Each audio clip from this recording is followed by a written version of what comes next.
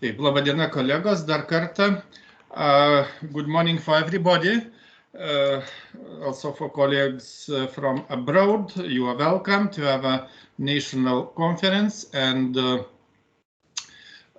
currently we starting our conference. First, okay. Just to check if everything is all right. Seems okay. Dar kartą, laba diena, kolegos, visiems mes pradedam savo tradicinę, sakau. Hi, Angela. Just for our guest from abroad, I shortly, in few minutes, introduce our conference to our in national language to our participants, and after that, short explanation in English. Labą dieną dar kartą, kolegos, ir malonu jūs visus matyti, visų gal ir nematau, bet tie, kurie yra prisijungę, toks yra mūsų dabartinis šiandieninis gyvenimas. Vieni sako normalus, kiti ne visai, bet yra toks, koks yra, ir turim galimybę bendrauti ir reiškia komunikuoti ir panašiai, tai yra irgi puiku. Konferencija, kaip jau sakiau, tradicinė, 27-oji, jeigu nepasiklydom skaičiuose, tai labai tikėjomės, balandžio mėnesio laukėm nuo pernai metų ir sakėm, jau po naujų metų, jau balandžio sulauksim, važiuosim į Trakus ir tikrai jau antrasis kartas pavyks, nepavyko. Ir dabar belieka pasikliauti tradicinę mūsų lietuvišką tokią posakį, patarlę, kad trečias kartas nemeluoja, tai gal kitais metais sulaukę balandžio ir jau galėsim organizuoti įprastą konferenciją, įprastam formate. Negaliu pasakyti, ar tai bus Trakuose, ar kitoje vietoje, reiškia, tikrai tai dar spręsis, tačiau vis tiek vienaip ar kitaip dar galvojam, kad iki 30-os galbūt ir išgyvensim. Dabar jūs esat gavę, reiškia, programas, trumpai paaiškinsiu, kaip matau, prisijungiam sėkmingai. Tikėkime, kad po plenarinio posėdžio nebus jokių problemų ir galėsit prisijungti, kas dalyvaus pirmoje sekcijoje. Tai turėtų atsijungti, taip sakant, išeiti iš šito kanalo ir prisijungti per kitą nuorodą į dalyvavimą pirmoje sekcijoje. O antroji sekcija vyks šitame pačiame kanale, taip kad galima tiesiog neįsijungti ir reiškia, po pertraukos tęsim čia darbą. Ir paskui planuojam, kad 6 valandą, kas galės ir turės noro galimybių dar trumpam prisijungti 10-15 minučių, trumpai reflektuoti, aptarti dienos darbus. Dabar rytdienai jūs vakare po konferencijos gausit dar vieną nuorodą, tai yra rytojaus prisijungimui, reiškia rytdienai šeštadienio pranešimams. Pranešimų jūs matot, aš nevardinsiu, skaičius pakankamai nemažas, yra ką veikti, tikrai įdomių, tikėkime, pranešimų. Dabar konferencijos medžiaga, leidinys numatomas, planuojamas leisti dar šiais metais, tačiau po konferencijos, kaip ir buvo informuota, iki lapkričio 15, berods, jei gerai pamenu, dienos lauktumėm, reiškia, straipsnių, jie bus, aišku, recenzuojami, peržiūrimi, galbūt reiks pataisyti, patobulinti, reiškia, ir planuojam bent nedidelį leidinuką išleisti, kad iš vienos pusės nepažeisti tradicijos, iš kitos pusės, vis tiek tai yra naudinga, turi tam tikrą išliekamąją vertę, reiškia, ir panašiai. Gal Rita turi kokių nors prie organizacinių, neturi jokių klausimų. Čia visi nusprendė, kad kava rytoj užsakyta iš sostinės, visiems turėtų būti išdistributinta, nes nežinau, ekspres paštu ar kitų paštų, čia jau Ritos atsakomybė, nes į tą kavą numatė ryte, tai jau kaip ten susitars, aš nežinau, negaliu už tai atsakyti. Dabar aš dar pabandysiu kolegoms angliškai paaiškinti. And returning back to the English language, dear colleagues again, our colleagues from abroad, Angela, Solange, Margarita, and Mikhail, and we are trying to cover all the world. For example, because we have Margarita from Krakow, from Poland, but currently she is in Prague, in Czechia. As far as I know, is something like internship, etc. You see, this world is so small. And Solange from Brazil. Hello, Solange. Microphone, please, if you want to say. Solange. And it's so early morning in Brazil, right?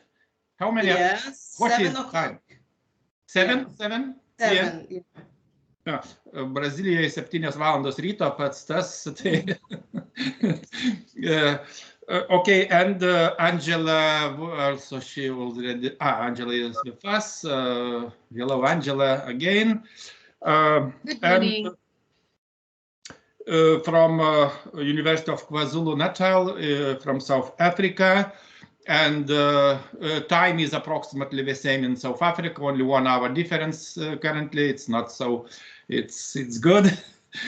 And we have also colleague from Moldova, Moldavia, how to say, Republic of Moldova, Mikhail.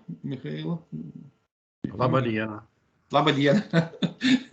It's so close, let's say, in comparison with obviously Brazil or South Africa. It's at least from our region. And you see, its distribution, geographical distribution, quite wide from different continents, connecting people, and I hope it's really important for us and for everybody, and also for our teachers. As I informed my colleagues, local colleagues, and that our conference will continue also tomorrow, but sorry, colleagues, from it will be in Lithuanian language, some practical presentations, obviously very interesting presentations. However, it's not available. Maybe if you want, it's possible maybe to use some translation services like Google, etc., in real time, and then to listen something. But it's up to you. And also after invited presentations, we will have a small break, and we will work in 2 sections. One section is related to preschool science education, or preschool and primary science education, preschool and primary education level. And next session, second session, is related or dedicated to science education, science and technology education in a higher level. It means pro-gymnasium or basic school, secondary school, gymnasium, higher education level, etc.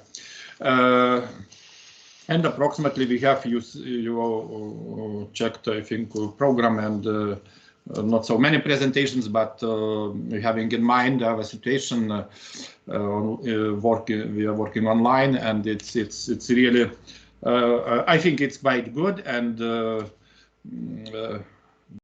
I think everybody of us accumulated some experience during this period. I mean, from last year, from last conference. Also, remember we had a conference in October, 17 October, only 1 day.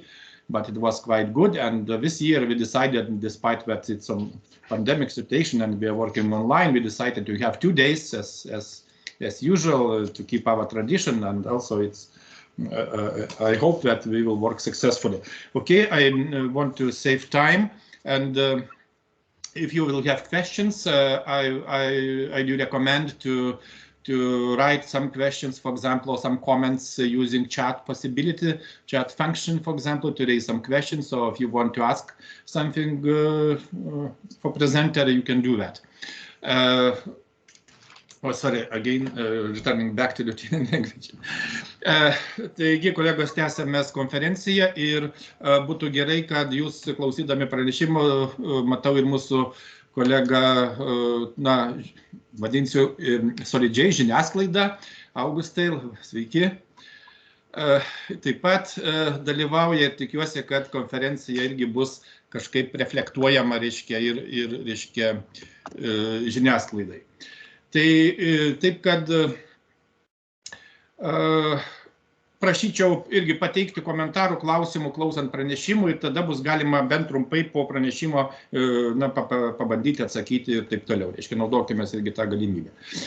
Na ir klausant turbūt būtų irgi pasiūlymas galbūt išjungti mikrofonus ar kameras galbūt, kad jeigu ten kartais techninių, kad nebūtų kažkokių trikdžių, reiškia. Jūs jau tą puikiai viską žinot. Okay, and now I am inviting our first presenter, Margarita Nodzinska from Krakow, Pedagogical University of Krakow, and presentation concept maps as tools for self-collection, etc. And please, it's your time. Good afternoon. Good afternoon. My name is Margarita Nodzinska. I'm from Poland, from the rural city of Krakow, but now I'm, as you talking about it, in Prague, in rural city, Czech Republic. I work at the Pedagogical University of Krakow, educating future teachers of biology and chemistry. In addition to working at the university, I worked for the 20 years as a chemistry teacher at school. So it can be said that I am a theoretical and practitioner of science thinking. Because I'm a visual learner, I took visual notes for myself already in primary school. Therefore, as a teacher and a scientist, I took up of this topic. But at first, a bit of theory. We can talk about mind maps and concept maps. These are two different things. Mind maps are the method of graphical recording information that support creative thinking. This technique allows users to use their brain more effectively, forcing both hemispheres to the brain to cooperate, developing creating abilities and supporting creative thinking. It helps to recording, organizing, and remembering information, mainly for people with the visual modality.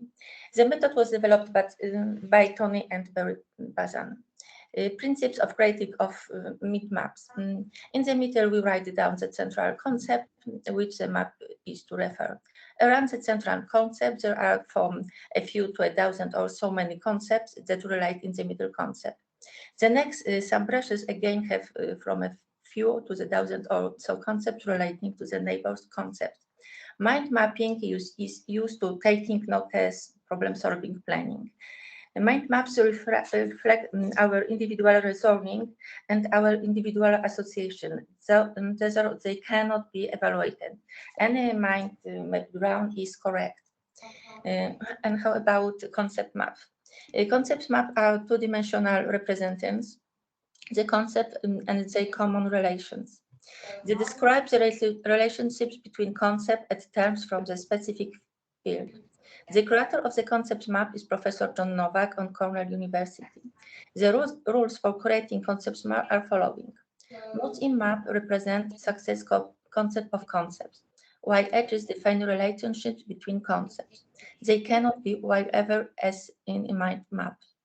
Edges should be described because they describe relationship between the concepts. Concepts map can and should be evaluated.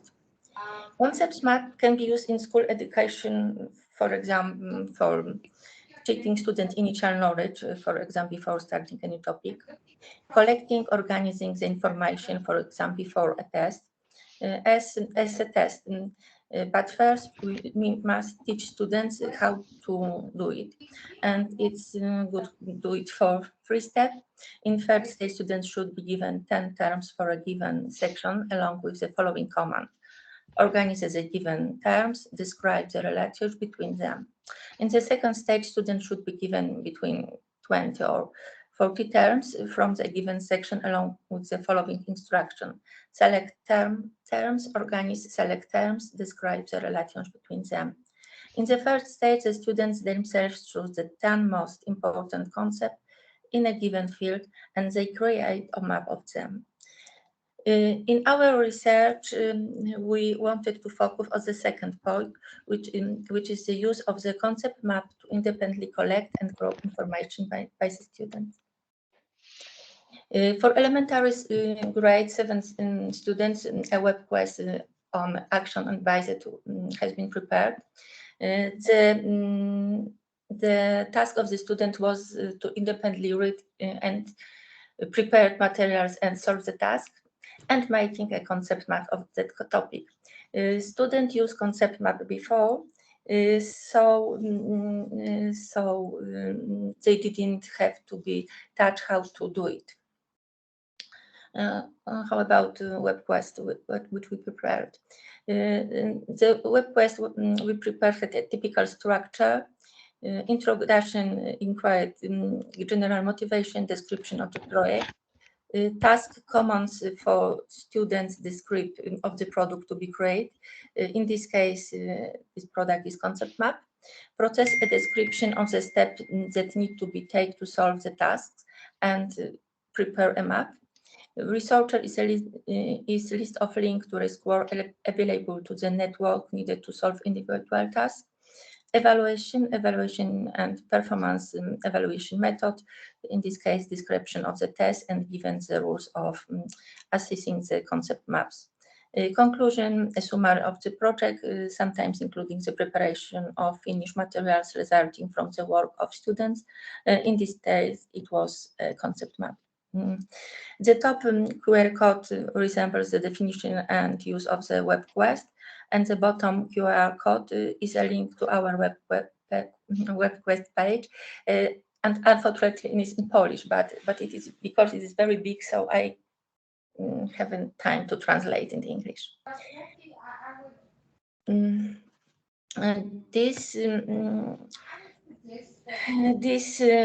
Our web quests have many activities. There are activities: textbook, lab simulation, songs, videos, and interactive exercises. And we can see some pictures from our web quest. And what about research? It was assumed that the students who create a map of concepts containing many concepts that were clearly connected with each other and their relationships were described will have structured knowledge in this mind, which will translate into the better test result. Web quest has been made available to teachers from various Facebook groups, but also to friends who are chemistry teachers. The numbers show the numbers of members of each Facebook groups. You can see that activities of students in web quest was decreasing, but 79 people completed the course and made the map. Now I would like to show you how different maps are. Some are handmade and some are computer-based. Some are colored and some are not. Some contain a lot of drawings and some have not drawings at all. Sometimes students forgot to sing the branches. Various concepts also appears in the maps, and the most common drawing is PGH scale. So it's really different maps, and students in really different way do this task.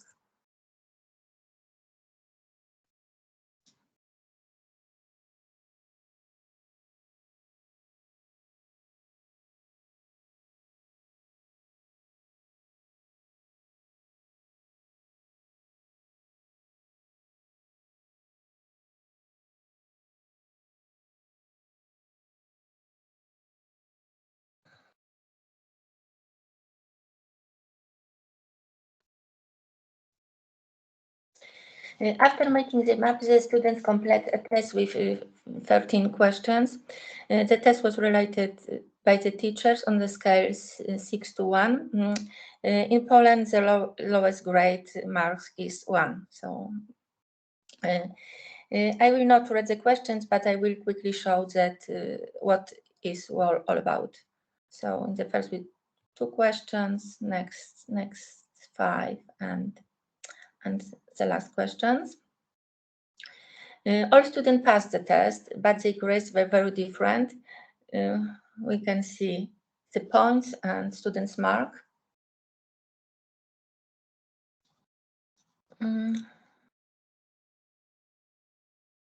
And how was the correlation of students' results in the test which the map they prepared? 79 maps were received, but one was off topic and it was rejected. The marks are hit by the students in the test and the maps they made were compared. The following elements were taken into account in the map assessment: the number of the terms used in the map, the fact of describing the line of the map, the numbers of pictures, the numbers of branches, and the numbers of map levels, and of course, gravity and aesthetics. The Spearman correlation was used for calculation. It is one of the non-parametric measures on the monotonic statistical dependence between variables. In the Spearman correlation, coefficient is below 0.2. We speak of a weak correlation, practically no relationship between the various involved. When the coefficient is in the range of 0.2 to 0.4, we speak of a low correlation, clear relationship between 0.4 to 0.6. There is a moderate correlation. 0.6, 0.8 is high correlation. 0.8, 0.9 is very high correlation. 0.9, 1 point, the compound is practically complete. In our research, we didn't find a very high correlation or a situation where the relationship is practically complete. We can notice a high correlation, it's a significant correlation between mark and the number of concepts and the number of drawing, 0.7 and 0.6 point. And we can notice a moderate correlation, significant correlation between mark and the mark's number or level in line description. So the main hypothesis was confirmed. Students who use many terms in the maps passed the test better. The widespread below that concepts maps are particularly useful for students with visual modality has also been confirmed. Students who use a lot of drawing on the maps pass the test better. We were not expecting a moderate correlation between mark and the max number of level and line description. We thought that the more structured map with a greater numbers of level should indicate a better understanding of the topic by the student, and the student should pass the exam better. It also turned out the ability to describe the correlation between concepts doesn't not significantly affect the assessment. It was decided to check if there any correlation between the various map elements. The following slides show our calculation. We can notice a high correlation between the number of concepts and marks of the number of drawings, and a moderate correlation between a number of concepts and the max number of levels. But there is no practical correlation between the number of concepts of line description. It is strange. It seems that students who knows and places many concepts on the map should also be able to describe them. The number of branches is the level correlation with the other indicators. It seems that we wanted to evaluate the concept maps made by students. We should not take this factor into account. The max number of levels on the average correlate with the three concepts. In this slide on inquiry, it's number of concepts, mark, and line description. But it is a negative low correlation with the number of brushes. This means that the number of line increased, the number of levels decreased. It is an interesting phenomenon. It requires detailed research. It is very strange.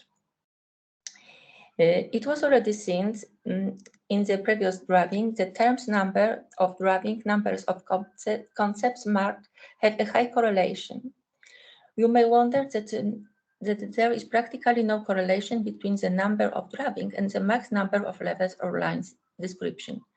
Perhaps visual learners don't need a single line. This required future research, paying attention to the learner's learning style. A conclusion. Our research confirmed that the self-creation of concept map by students have a positive impact to their level of knowledge.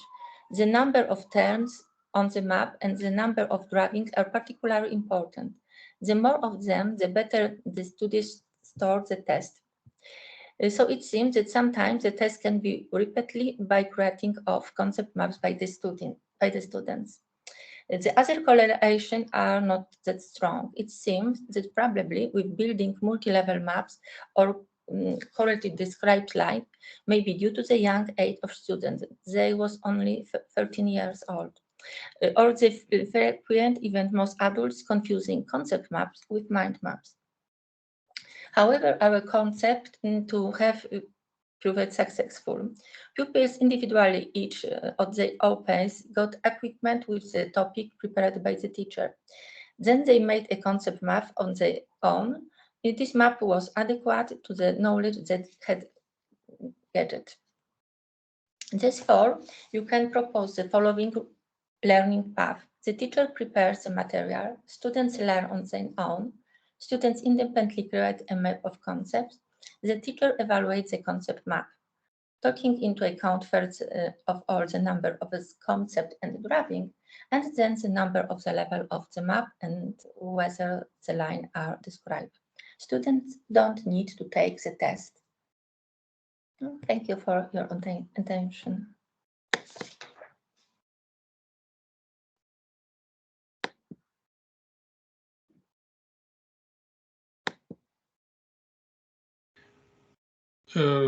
Thanks, Margarita, for your presentation. It was okay.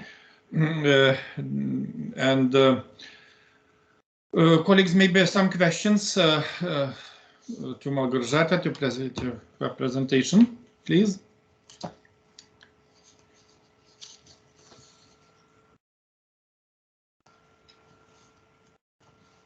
And for example, it would be interesting.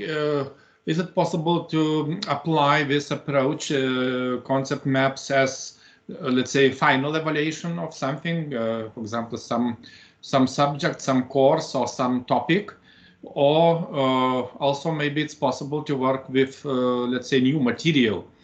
For example, what do you think? I think because you mentioned that material prepared by teachers, but for example, if not, if for example, students can work possible if they are able to work with new material and to reflect, let's say, by using concept maps. I think you can use the concept maps in the both way.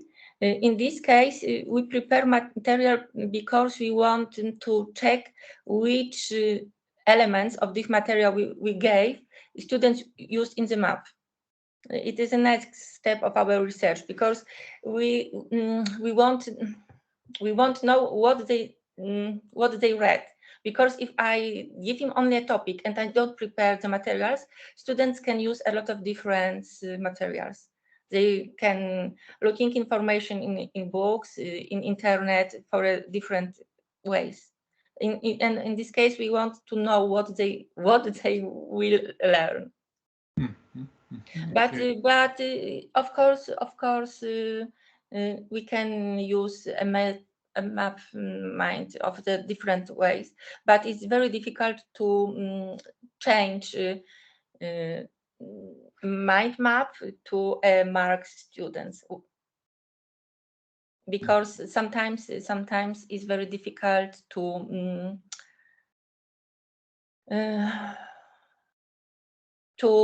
compare the two different maps. You see that these maps are very strong, and different. The students think in different way and different drive it. So sometimes it's a very big problem with it. Yes, but okay, but on the other hand, how to reach or how to access, for example, more or less common level.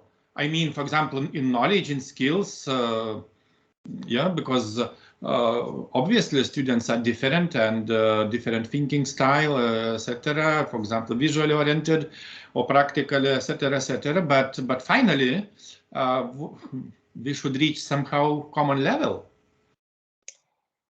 For example, standardize the level of knowledge. Theoretically, if students draft concept map, it theoretically must be the same. Because if I think about, I don't know, for example, atom. If I think about atom, I have only a few concepts with will connect with this term. I don't think, if I think about atom, I don't use maybe flowers, maybe water, maybe something else. If we thinking about concept map, it's not a lot of terms we can use. So theoretically, all people, for example, for chemists, maybe draw the same type of map.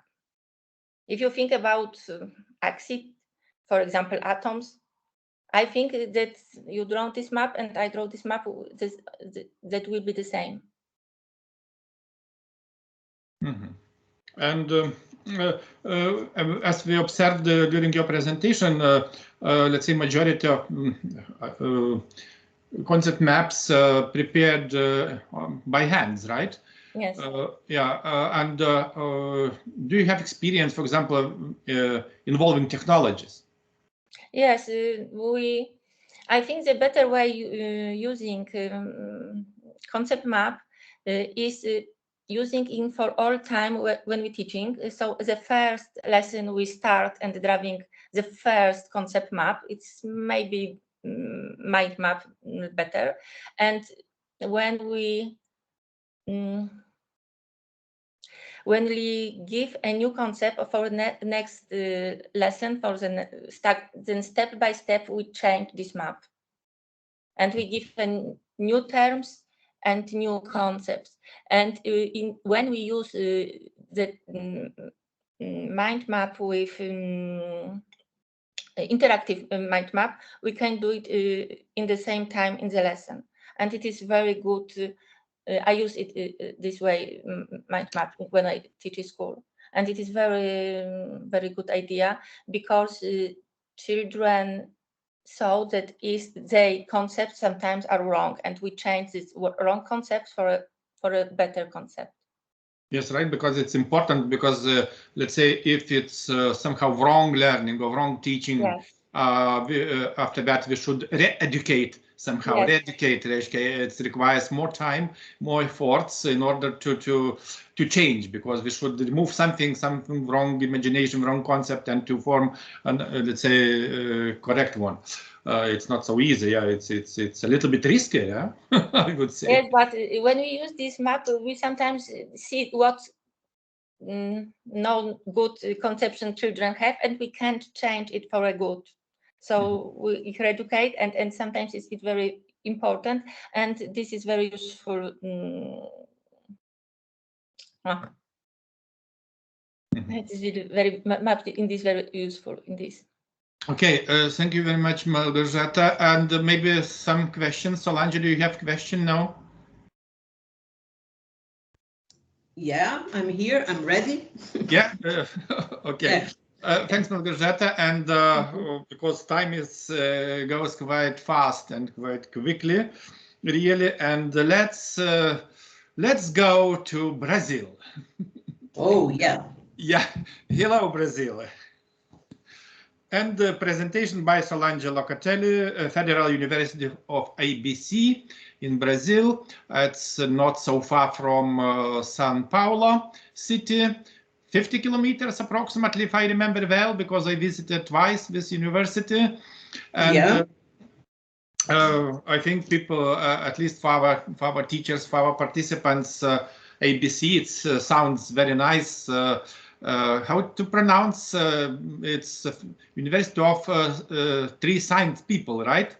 Yeah. Signed. Yeah. Federal University of ABC.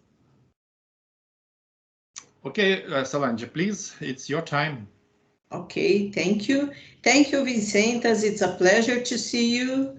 Angela, Rita, and all of the colleagues. It's such a pleasure being here because we are so isolated in these times. And so it's very, very good for us sharing knowledge and talk to the friends and colleagues. It's very good. I'm gonna put my presentation right now.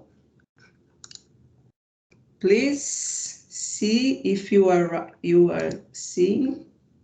Yes, at least I see correctly. Okay, so I'm gonna ask you if you want to do some question during the presentation. For me, it's not problem. I think it's very good. So you can stop anyway, no problem. Today, yes, I chose a topic that I love actually. That's teaching chemistry. So I will present some alternative strategies for implementing simple investigative activities to learn chemistry in the classroom, because sometimes we have difficulties in applying investigative activities in classroom, and I think it's possible, and that's what I'm going to talk about right now. As Vincentas was saying, yes, we are far from each other. It's a long way away in different continents, so it's a long journey to see each other in person, but we'll make this possible soon, I hope. I've been working at the Federal University of ABC for 5 years, researching science education and teaching as well. Before, I worked for many years in basic education. Do you remember this, Vincentas? You've been Yes, right. here. I just was microphone switch off. I just said that it's not so far, only 14 hours flight. Yeah, yeah. About 1 day of moving, but yeah, it's possible because we have ways to go. So yes, it's a pleasure going to Lithuania, and you come here, all of you, to see to know our university is very interesting. Not right now, of course, but the next year, yes, it will be. I hope to visit next year, obviously. Oh, next year, really? Yeah. I hope great. so. I have an idea. Oh, great. Angela is coming here as well, so it will be a meeting impersonal. Thank you. Well, let's start the presentation. I'll talk about inquiry-based learning, some ideas. I don't intend here to talk about all the things, but some ideas. What's inquiry-based learning? I know that all of you are teachers in services, so I think it's a good thing to we talk about. When we talk about inquiry-based learning, it's important to point out that there are many understandings about its concept. Anyone understand as your own way. In an article of this topic, we have here in Brazil 2 researchers that found some common points that I'm going to talk about right now. What they are, the common points. First of all, it's very important the engagement. So students' engagement for the task. This is absolutely important because if they are not engaged, of course, the activity doesn't make sense. For example, once at a school when I worked, the juice at the restaurant was very sweet, always, day in, day out. The juice was sweet, and that logically wasn't pleasant. Let's put it this way. So they started, the students, to solve this question, thinking about how they could dilute the juice with water. How could it be possible to make the juice good for consumption? And this way, what did I do? I developed with them the concepts of dilution, solution. And it was very interesting because it cares to them. They really wanted to become the juice more pleasant. So it was a good experience. Just an example, the second step. The problem, yes, this is very important. An activity that involves inquiry-based learning, you have to start with a question problem. And so in the sequence, time for raising hypotheses. This is very important. Hypothesis, of course, students plan how they will carry out the investigation, testing hypotheses, obtaining new information, interpretation and systematization. So they will collect new data. So they will do the interpretation of new information with interaction between students, professors, all of the people who involved in the activity, in which scientific concepts are discussed and reconstructed. This is very important.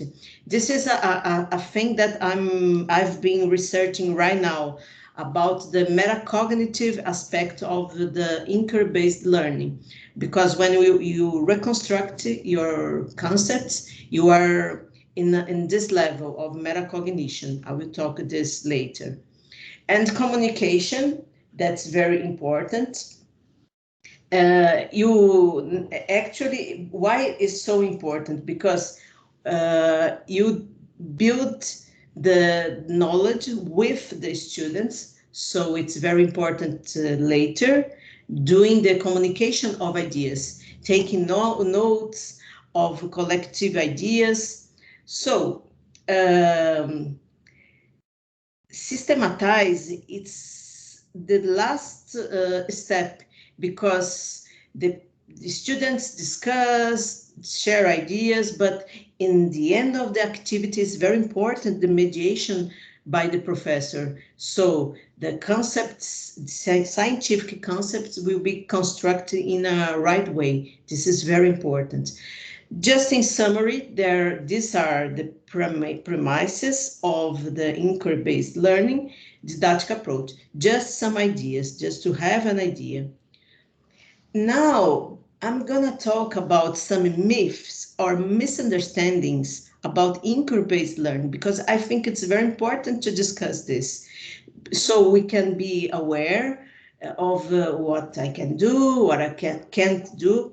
Actually, we don't have this is right, this is wrong, but we have some things that are more adequate than another ones. So what I'm talking about?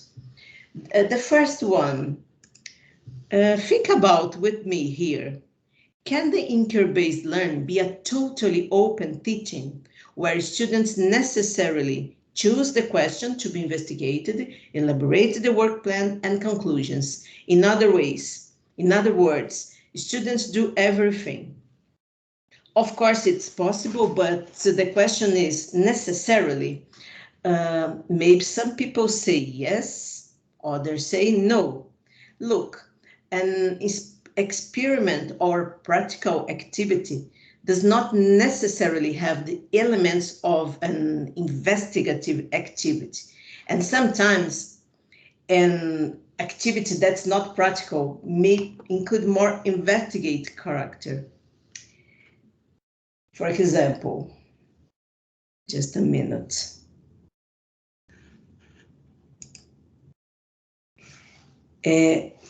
Let me see here. Okay. Yes, here. As you move to the right here in the table, the investigate class has more opening. Just a minute. Yeah. Because I changed here the presentation, sorry. Yes, we have freedom degree. Teacher, students considering experimental activities. So what I mean, if you move to the right here in the table, the investigative class has more opening. What I mean, in the beginning, when you start giving this kind of strategy with your students, it's very important being in degree 1 and you have the control of the situation. Vincentas will like that. You have the control of the situation because the focus is on teacher. Oh yeah, I knew that. So degree 1, and that's very good when you are starting with your students. But it's very important to move forward because students have to acquire abilities, metacognitive and cognitive abilities. So you have to give some freedom for them. So degree 1, teacher in focus. Degree 5, for example, students totally in focus. And maybe you are asking, but what's the right one? Actually, we don't have the right one. Depends on the level you are with your students. Imagine you have children about 5 years old. They are very young students, so it's very difficult to start with the degree 5, of course. Degree 5 is about master and doctorate students. So, of course, it doesn't make sense. And this is very important if you know that, because yes, you can do degree 1, degree 2, 3, 4, 5, but you have to take it easy. Take your time. That's very important. 2, can the inquiry-based learning be used during all the time for studying all topics in chemistry education, for instance? What do you think about? Do you think it's good? Do you think it's possible? I could say, yes, everything is possible, of course, but look, the teacher should use several strategies, not just one. Inquiry-based learning or concept maps, for example, the former presentation, but depends the themes you are work on.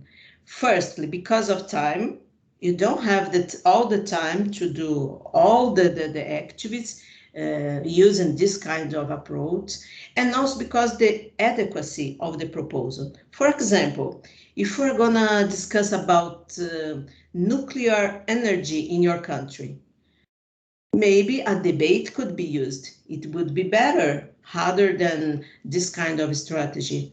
Other strategies could be considered for another issues, for another themes, for another subjects.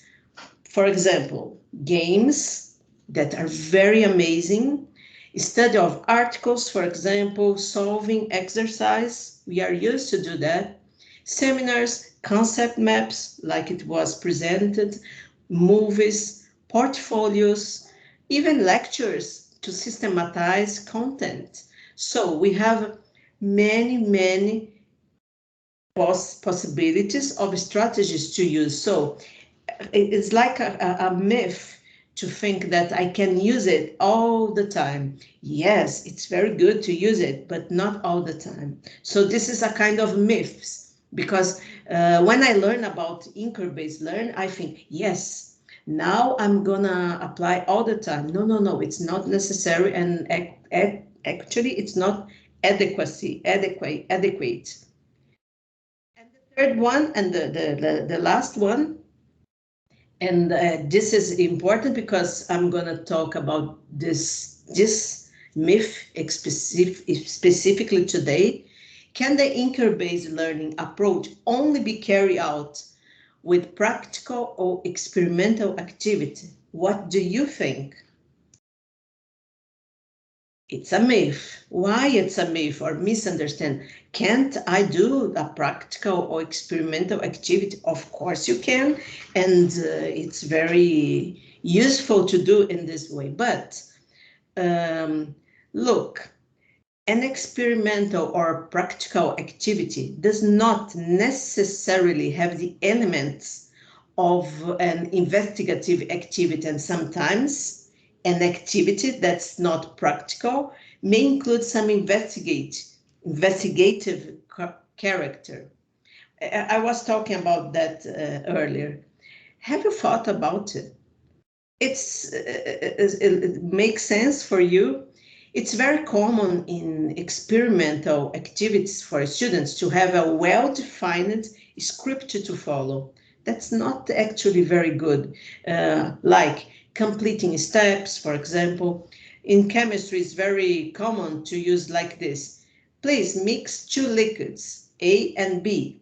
Observe what happens. Now, write down your observations. You have to follow orders. Your students have to follow orders. Yes, you can use it sometimes, but you have to move forward because often the goal is just to confirm something you already know, some theory. You could go further. These types of activities have a very restricted investigative aspect, as the students only need to follow the script. So you could do more things about that. In a little while, I will bring you an example of an activity that's not practical, but has an investigative character as well. It's very interesting. So I talked about 3 myths, and the reason I did that because I think it's very important to construct and reconstruct our ideas about the strategies we have used. I think it's fundamental, actually. So now I'm gonna present 2 examples, just 2 examples to have an idea. First of all, investigative activity using a figure. Imagine it, just a figure, and you can do this in classroom. You don't need a lab, you don't need stuff to do the experiments. Look, I'm not saying that I'm against to do experiment activities. Of course, it's amazing. It's just an alternative way of work with this approach. Look at that. Imagine you are gonna talk about heat and temperature. You have to build this concept, and a way to first expose the previous ideas from students could be like this. You present a figure to them, system proposed containing water bath inside the beaker and the test tube. I pick up this from Mortimer and Amaral. They are researchers here in Brazil. And I will make you a question.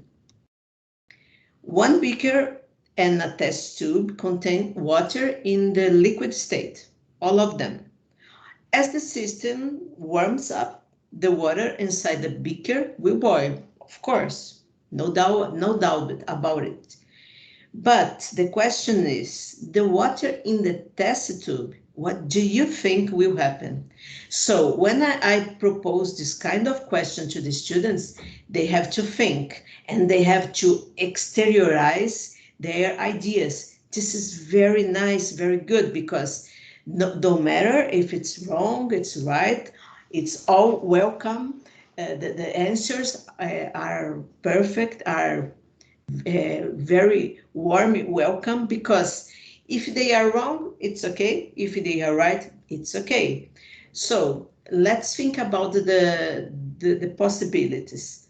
The water in the test tube will not boil, will boil at the same time as the water of the beaker, or sometime later. What do you think? I've been doing this kind of strategy, and it's very, very rare that students answer in a correct way. The correct answer is will not boil. How come? Even if you live during all the day? Of course not, because what happens here, you have to transfer the heat from the heat source to water in the beaker. So the molecules in the test tube will receive the heat from molecules of water in the beaker. This is the question. So in the test tube, the water will never boil. It's very interesting. If you have interest in this propose, I described that in this article, Locatelli here, and you can read the article, so you can see the big picture of the propose. But just here, I brought this example to show that's possible to work in Inquirybased learning in the classroom without staffs, without experiments, without lab. I'm just talking to you, showing a figure. That's very interesting propose. Sometimes teacher doesn't have time, sometimes doesn't have the stuffs that are necessary to the equipment and so on. So it's a possibility. It's very interesting. The second example and the last one, investigative activity using, again, figures or video. That's very kind as well. And drawings. I've been researching about drawings and the importance of them to learn science. And again, you can do it in classroom. So it's a strategy, predict, observe, explain. That's a metacognitive strategy from Rieke and Stasi. This article is very interesting about chemistry education. And I added the 2 steps, rethink and re-explain, me and Aguinaldo, because we think that's very important to have a way to rethink about your thinking and to re-explain, so that you can build the knowledge more adequately, appropriately. I think it's better. So I did this experiment in my home with my daughter. We took 2 glasses, as you see, a crushed antacid tablet in the left and a whole antacid tablet in the right. And this is the first step, predicting. Where do you think the reaction will be faster? So you ask this to your students. You can show a figure like I'm doing right now, and even you can show a video for them. So you wait for they can answer, and they have their hypothesis. So predict.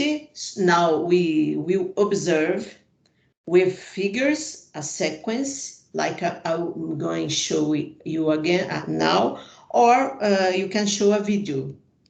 So after some time, you can see the reaction here. Look, in the right glass, the reaction is still ongoing, and in the left one, almost finished. So you can see that the speed is, the reaction is more fast here, is faster in the left. Here it's finished, but in the right one is still ongoing. It's very interesting, using pictures. You can do like this. You can use a video. I did this video with my daughter, as I was saying. It has just 1 minute, and you can put to them to see. Experiment. I'm talking about that in the video. It's in Portuguese, so I silence. I put the mode. Experiment. So we have 2 antacid tablets reacting with water. One is crushed, and the other tablet is whole. Here we have 2 tablets of an antacid. One is crushed and the other is whole. Notice that in the glass of the left, the chemical reaction is practically finished, while in the glass on the right, the chemical reaction is still ongoing. That's very interesting to see. I can make available this video for you if you want to use. Actually, I'm researching right now in this activity. I made for them. I'm investigated here the fragmented effect of the substance, and in the other video, the effect of heat. So they observed first, they predicted, they observed, now they have to explain. And explain through a drawing the chemical transformation you observed. It's very amazing working with drawing. They like too much because they remind how they were when they were a kid. So it's very interesting. Just an example I took here from a student. She will be a chemistry teacher in the future. And she represented here in the left the crushed tablet you see, and here in the right the whole. So it's very interesting, her representation. And I asked her, but please explain to me, because sometimes you see the drawing, but you don't know what the student is thinking. So it's very interesting and important, I think, to talk. So she said that, wait a moment, in the fragmented NTS tablets, the water molecules react with several pieces of NTS at the same time, like we can see in her drawing. Whereas in the design 2, the molecules have to wait for the reaction. Very interesting, have to wait. It's not to wait, but it's okay for the reaction to happen because there is little contact surface for all the molecules to react at the same time. And I did this to all of my students. And at this time, I had 100 students at the same classroom. So with this kind of strategy, I could interact to them because I was projecting in the board their answers.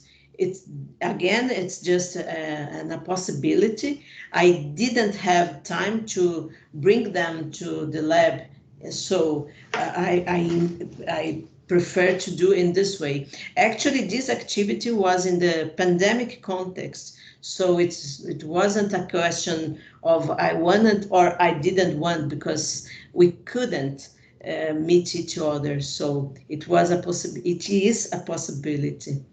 Here we have some references, and you can read more and learn more about the things I showed here. Many references here.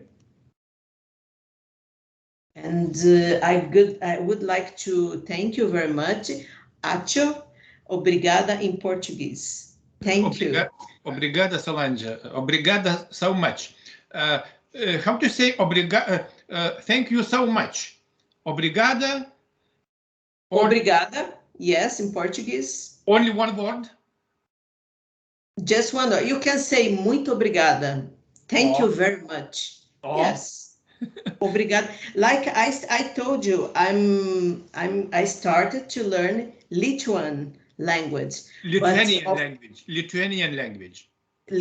language. But of course, I just know 3 words now, but I'm working on it. And you should speak Portuguese, please, you and Angela, please. Okay?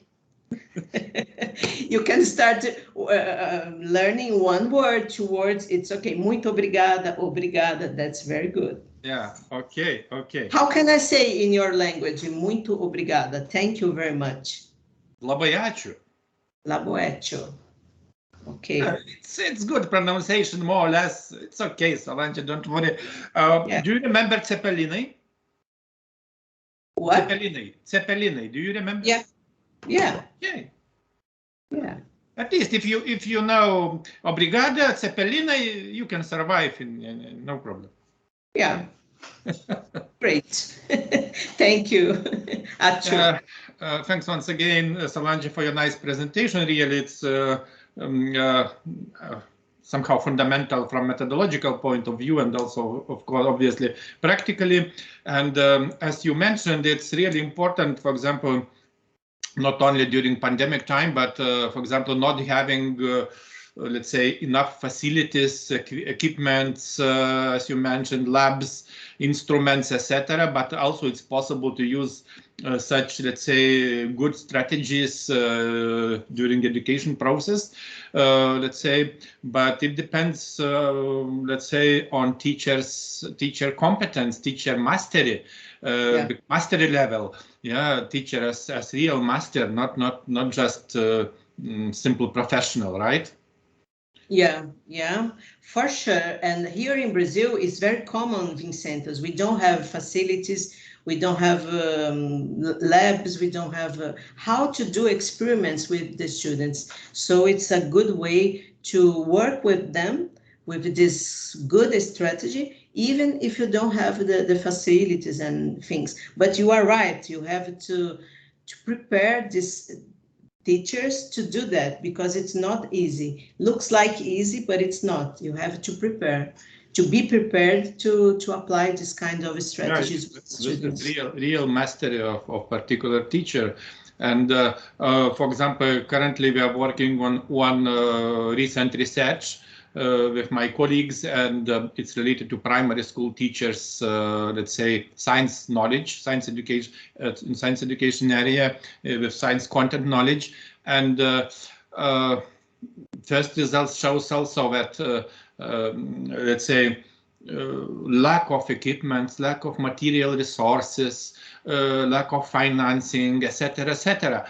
But in reality, it's not true somehow, because let's say our schools, let's say relatively good equipped, and a lot of resources, etc., different technological equipments, etc., etc. But maybe problem is, let's say, connected with mastery, with teacher competence, obviously. Perfect. Yes, I agree totally. Yeah. Maybe somebody else have some questions to Solange. I check. I think now also in currently we have no questions. Okay, and what about, let's say, just for interest? I hope it's interesting for all of us. Having in mind this pandemic situation, what is current state of schooling, of education process in Brazil? Oh, good question. Well, in my state, next week, the school will come back, and with all students in at schools. But in Brazil, in general, is very complicated, because we are in a very complicated situation about our president, and we have 70% of the population vaccinated yet, but the schools didn't come back yet. Just next week. My daughter, for example, today she went to school, but it's one day she goes, one day she doesn't go. It's kind of like this, as a hybrid. Hybrid, yeah, hybrid. Hybrid, yes, hybrid way, kind of this. I don't know how it's in Lithuania right now.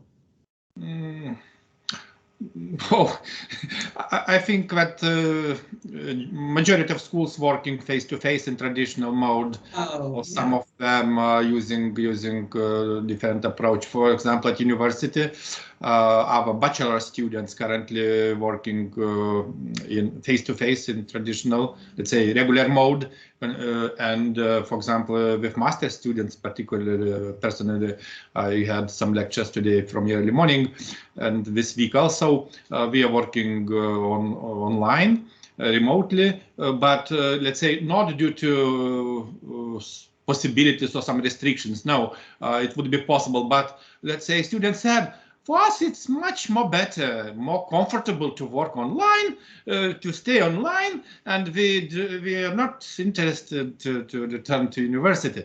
But obviously, Yeah, having in mind that master students, they are working people, obviously, and they need to combine, let's say, their job and also study process.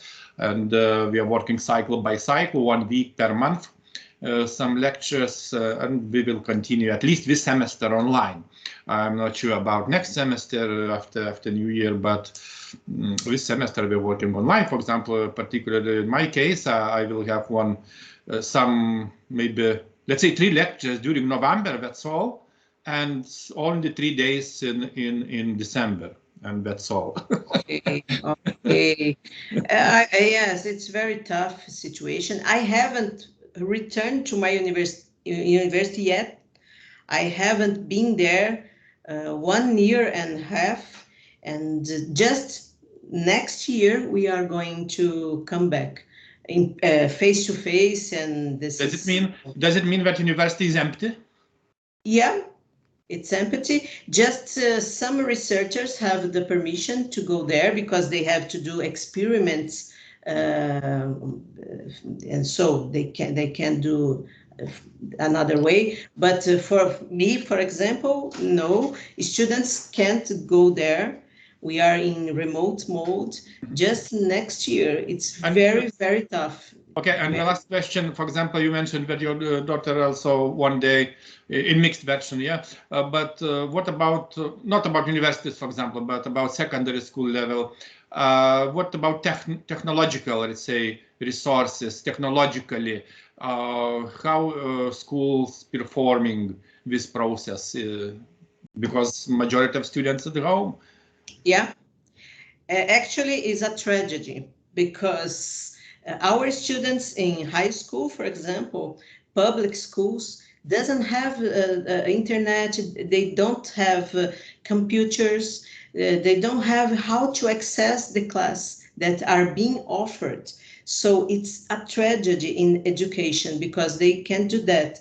If you study in a private school, it's a little better because you have the conditions, you have the computer and so on. But public school, that's the majority here in Brazil, we don't have any situation. Students are giving up. Can you imagine it? Are giving up the studies because of this. So we need to come back as soon as possible because here in Brazil, the education is very complicated situation. Even mostly for the students in high school and elementary school. It's worse than at the university. It's and also obviously having in mind, let's say, population and territory, not only talking about city schools, for example, in big cities like São Paulo, Rio de Janeiro, but for example, in rural areas, in province. Yes, it's worse. In capital is like I'm saying to you, imagine in the rural places, it's worse. Yeah, it's very complicated. Unfortunately. Yeah. Yes. Okay, thanks once again, Solange, for your nice presentation. Did you perform breakfast yet or not yet? Not yet, just coffee. Black coffee, just. Only black coffee. Okay, after presentation, you are free. You are free to take your breakfast, yeah, and for us, so late lunch. Achoo. Achoo. Okay, and next presenter, Angela. Okay, good afternoon, everybody. Solange, that presentation was absolutely fantastic. And these are the types of things that one is looking at. I won't go on camera because my connection is not so good and I do want to share a video just now. But I think one of the things that we need to take note of is that in teaching, and especially when we're looking at working with young children and even the older children, it is so important to think about how do we get them interested? How do we motivate them? What is it that a teacher can actually do? And just this morning, for example, I was teaching students and I said to them, what was the most famous song in South Africa? And it was Globally. And we spoke about Jerusalem. And when you think about Jerusalem, so how can you use that song for teaching life sciences, grade 10, 11, and 12 learners? And the students sat and they thought about this. And then when they started putting it together, it really, the response was so complex, because the systems, the various bodily systems are now the parts that you can talk about, whether it's the bones, whether it's sound, whether it's the muscles, whether it's nutrition and the energy. And look at how complicated and how complex that all is. And it's from a song, which is Jerusalem. Now, we tend to make our teaching and our teaching environment so boring, because we do not want to be different. But I think it's the difference. Yeah. And it's to be other, not to be part of the crowd, but to be other, because it is about our engagement with our learners that is so crucially important. And for me, I don't care about the principal, I don't care about the dean, I don't care about the other colleagues. I'm more interested in my engagement and the interaction with the students. And I think that is something that we really need to be thinking about. Okay, so my presentation has a whole lot of little bits and bits to it. And I did not put the bits together, because I am going to get you to put the bits together. How's that? And it is a video, so I just need to see where the video is. Where is the video now? Oh, it's not coming up, but it's here on my thing. Okay, 1 minute. I just need to get out. I'm always having problems with connections. Hey, Vincent. I had a problem with connection yesterday as well. That's the EU project. Yeah, but Angela, we continued with my students from today morning by André Duplessis from Nelson Mandela University. Oh, okay. When? Okay, what I'm going to do now, sorry, that shouldn't be shared. Take your time, no worry. No, the video is here. I was actually going to share it while you were talking, and I should have done that, but I didn't, silly me. I actually have another national meeting after this, so yeah, today is actually a very busy day for me, but I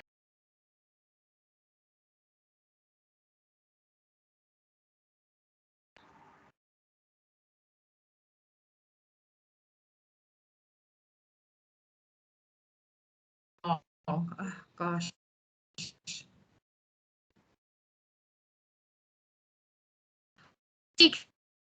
Can you? Okay, I'm going to start off with the book.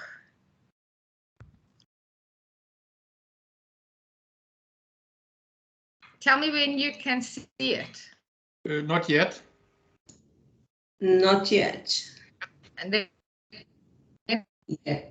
Now we can see a chat. Yesterday chat from our lecture. Yes, no, it's not supposed to be shared. That's just coming up. I'm sharing the book. I'm not sharing the chat. Oh, shove it. But you did it. It's not responding. I hope you notice. It's telling me it's not responding. Oh, shove it. Now we can see a slide. Yeah, now we see something. The playground. Adventures in the playground.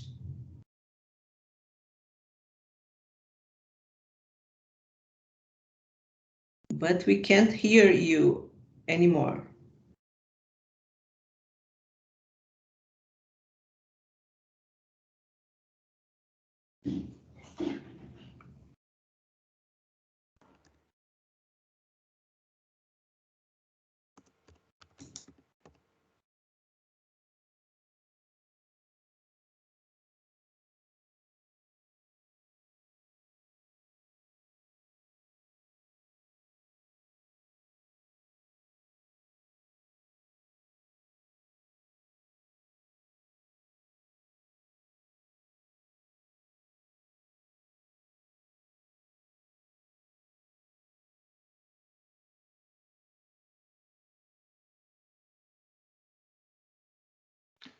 Maybe Angela will reconnect, I hope. Had some technological problems. It's so predictable.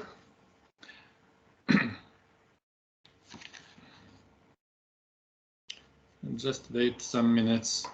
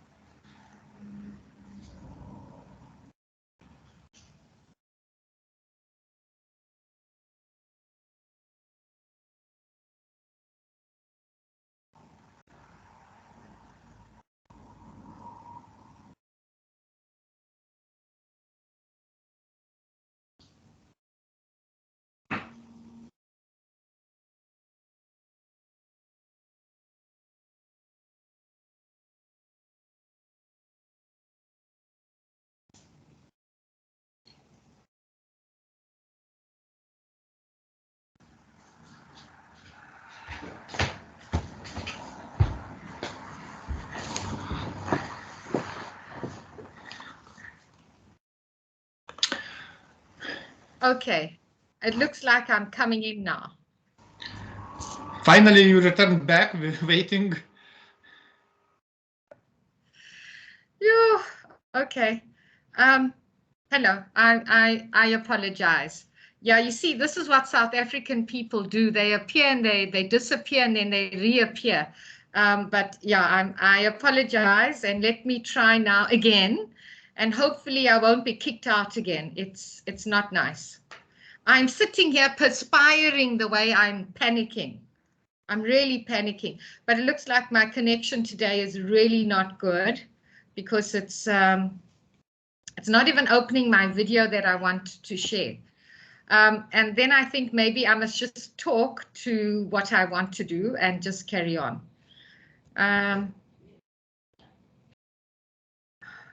Sorry, everything is slow.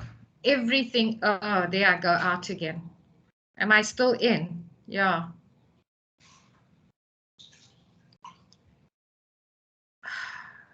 Flirbit. Sorry, I don't normally have these problems. So bad.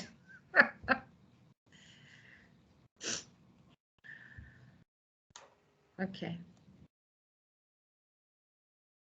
I'm going to talk about, I hope you can see the screen. Yes, right. Okay, right. So in terms of, so I spoke earlier on about obviously the use of music in teaching. And for example, in a high school, we tend to think that we should not be using too many different things. Even, for example, field work in the garden is something that is not really adopted or implemented across the board. And I can tell you that we were talking about students who went out to teaching practice. And I've been talking with these students during the course of this week and last week. And we were looking at, so what were the resources that they used to teach? And in terms of looking at biodiversity, obviously, if you're teaching biology, then you have to think about, okay, the examples they gave was what they would do is they would go into the classroom with the textbook, they would read about biodiversity in the textbook, and then they would discuss the meaning of biodiversity. Now, when we start thinking about that and the fact that the classroom is next to a garden, the garden is extensive, learners engage with gardens all the time, they walk past plants, they are eating plants, you know, they're walking on soil.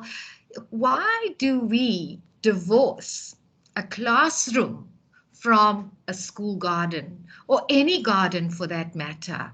And what we are looking at is, besides looking at the resources that may be used in the teaching and the learning, what about the teaching and learning strategies? Essentially, if we're looking at inquiry-based teaching and learning, and I was really happy, Solange, that you were also talking about that as well, because we both have the same thinking and approach to the importance and how we need to be working with teaching and learning.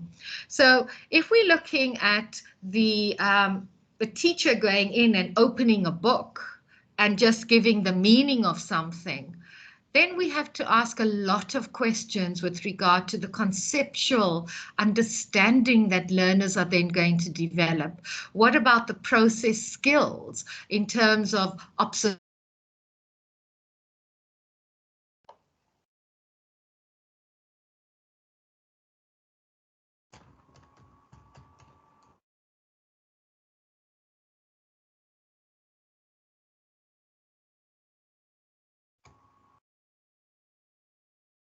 I'm back in the meeting. Can you see, am I still sharing?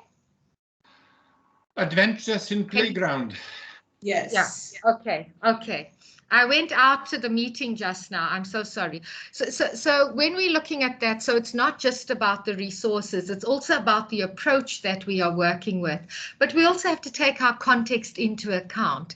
And if you're thinking about context, in poor or impoverished areas where teachers do not have finances, learners do not have finances, the parents and the school do not have the finances. Really, in terms of the opportunities with regard to what you have and what you can be working with, that is crucially important that we consider that.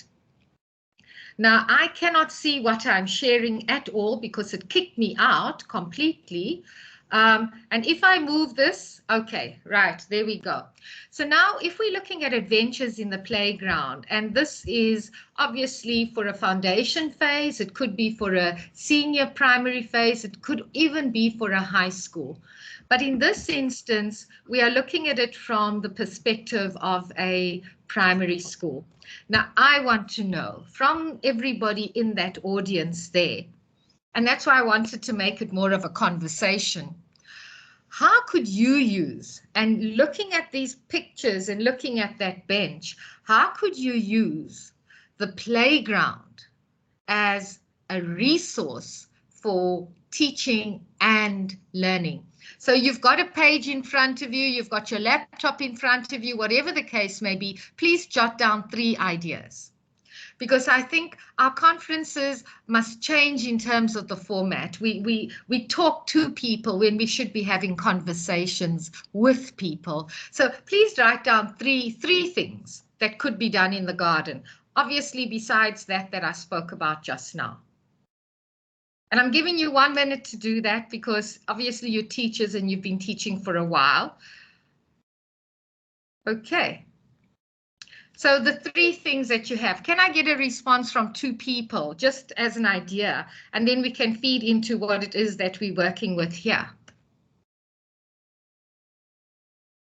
Rita, I know you're there. I only know you, Vincentus and Solange, no one else. Priorities to ladies. Yeah, no, not you. You don't know about a garden.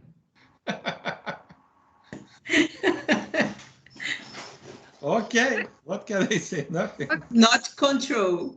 Not. Just. Okay, so I'm not getting any responses. Let me just move on. Right. So now when we look at it, besides the visual, and this is important. So yes, we're using the school garden, but now look, there's another element that we're putting into it. There's another resource, and this is a book. And the reason why a book is also included is because the reading of learners in South Africa is at a very low level. And in terms of the International Pearls test, we come very, very far behind. And what the test showed is that the learners can read the words, but the learners do not understand what they are reading. So they would just say, the school bell rings for lunch time. But the understanding that's going into that is divorced. So whenever we're teaching science or any other subject, we also have to think about literacy and the literacies in science, because the literacies takes us to music, it takes us to drama, it takes us to poetry, it takes us to books, and really it takes us to historical aspects as well, and how we can actually engage our learners in all of that. So here are 2 children arriving at school.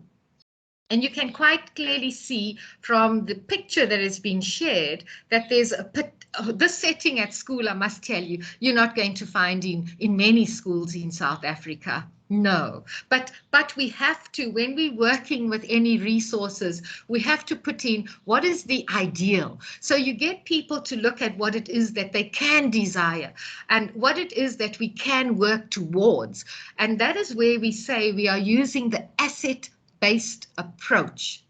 And that's very important with any work that we do with our teachers. So what is it that you have? What is it that you know? What is it that we can contribute together to build a bigger picture?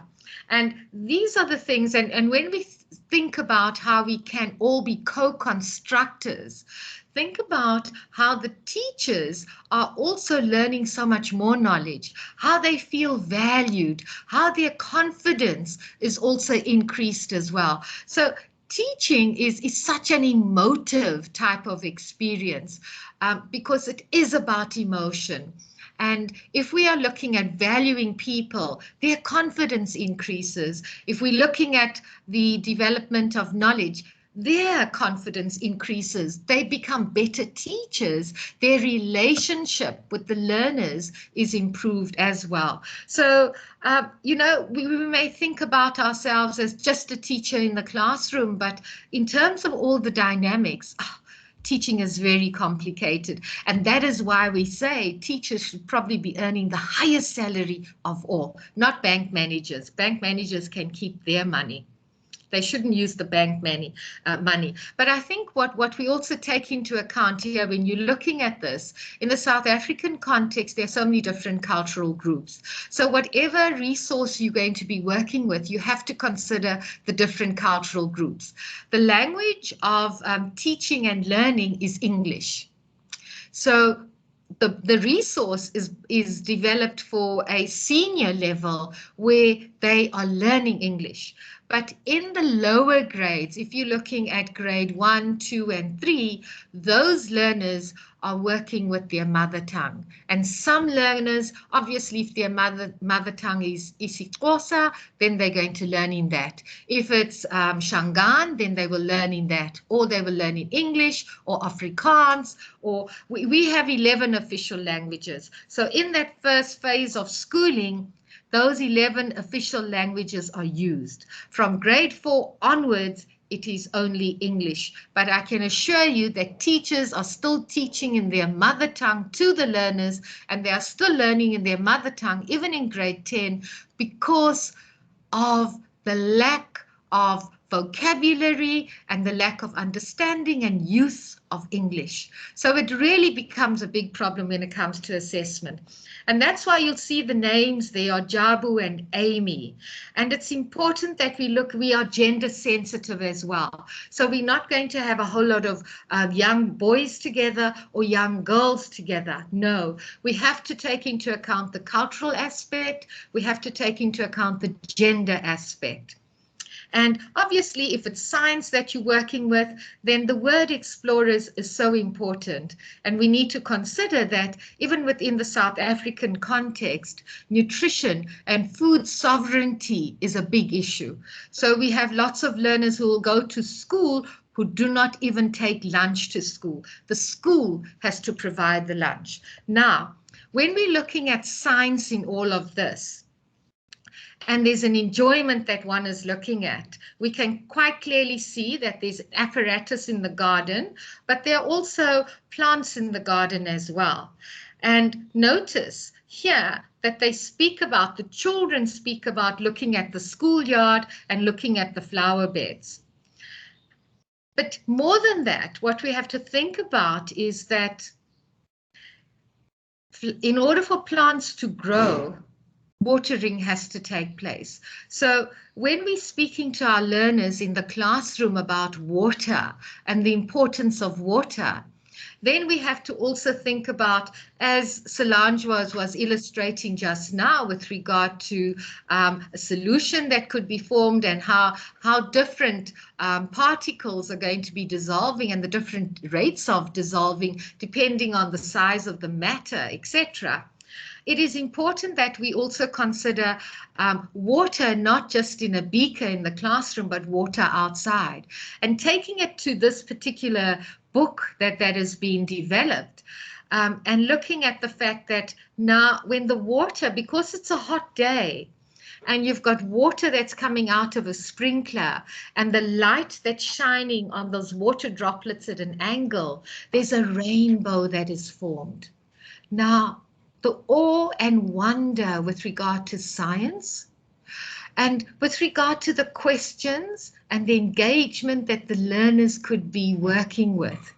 And we know that within inquiry-based teaching and learning, depending on the model that you're using, and the one that we used was the 5E model, which looked at engagement, exploration, explanation, elaboration, and evaluation.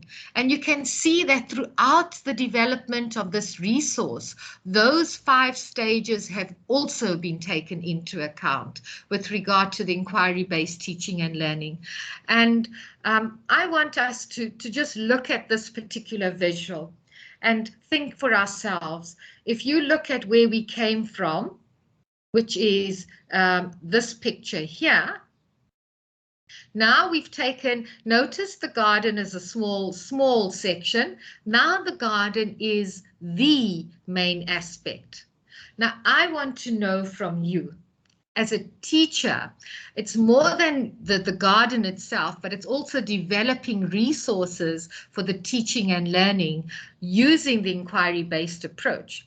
What do you think the next scene is going to be, and why do you think that? So I'm going to give you 1 minute to think about it in that way.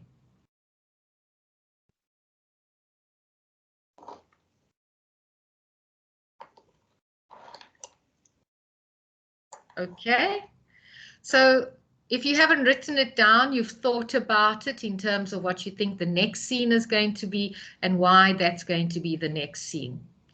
Now notice how we went from the garden being a small section to the garden taking front stage to now a plant, to a plant, sorry, in the flower bed, or the plant, in that flower bed now taking center stage. And look at how the interrelationships in terms of biodiversity is also depicted. So in looking at this, it talks about the children and the fact that they are taking off their shirts because their shirts got wet when the sprinkler came on. The sun is out, their shirts will get dry. That's one. But you've also got to look at this particular plant and you look at the flower. But very interestingly is that we now introduce another aspect, which is insects. So the concepts, when we're working with this in an interwoven manner or in an integrated manner, is we start off with plants. And then we look at water. And then we look at insects. Okay. Now, in terms of that interrelatedness, Angela, one can clearly... Angela, I do apologize, 2 minutes left. Yes, that's fine. That's fine. Thank you. We can see quite clearly that there's a ladybird. Now, start thinking, a ladybird, an insect. Can we look at the structure of this particular organism and start questioning, why is it an insect and not, for example, a spider or an arachnid or crustacean? Why is it an insect? And you will notice that young children confuse classification of organisms all the time. They will tell you that insects are not animals. And even, I will tell you, even the first year students at university, we do a quiz on the first day of lectures. Everybody has this 20 statement quiz, and they are given this quiz for 10 to 15 minutes and they have to answer it. And one of the statements in that is insects are not animals. And you know how many students say yes? Because it's a very simple instrument that we use. It's either yes or no. And so many of them still at the ages of 18 and 19 think that an insect is not an animal. Then we have to ask ourselves questions about how are we talking and teaching about the concepts that our learners right from primary school are being exposed to, and then how do we work with that? So in terms of the water, and I think what is depicted here so nicely with regard to the fact that the insect is also drinking water. And it's like, insects, water? No, we don't know about that type of connection. Right. If we go on to the next one, now I want to know from you, what concepts are being taught here, especially if we're looking at metal, wood, and there's the sun that is shining. What types of concepts are going to be taught here in our natural sciences, for example? And we look at what the children are saying. Jabu grabs the swing at the chain and he says, ouch, that's hot. Amy comes down the slide and she says, ooh, I burnt my bottom a bit. What do you think is happening here? What are the concepts? Conduction or conductors and insulators.